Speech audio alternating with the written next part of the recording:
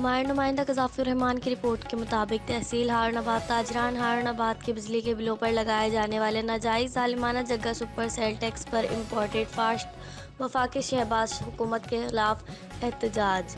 बिजली के बिल फाड़ दिए गए। चौधरी आज़म अली एडवोकेट और रहनुमा पाकिस्तान तहरीक इंसाफ के हमरा एहतजाज में शिरकत।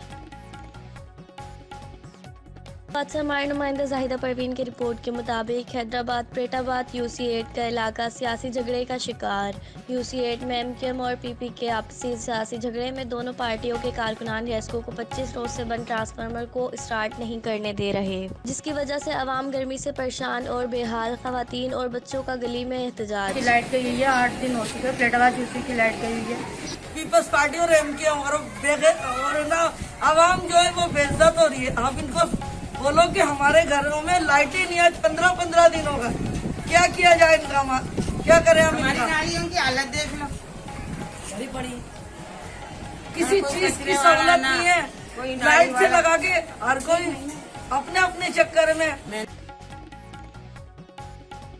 हमारे नुमाइंदा क़ज़ाफ़ुर रहमान की रिपोर्ट के मुताबिक पंजाब हुकूमत की तरफ से दी गई हिदायत के मुताबिक दीगर शहरों की तरह हारनाबाद तहसील में भी खुली कचहरी का इनेकाद किया गया, जिसमें असिस्टेंट कमिश्नर हारनाबाद फजलुर रहमान बलोच, नायब तहसीलदार मोहम्मद नदीम गुर्द और पटवारी हजरात मौजूद थे, ताकि फ़र्द इंतकालात, पट्टा और रजिस्ट्री के मामलात में आसानी पैदा हो सके और साइलिन को दरपेश मसाइल का खात्मा मुमकिन हो सके।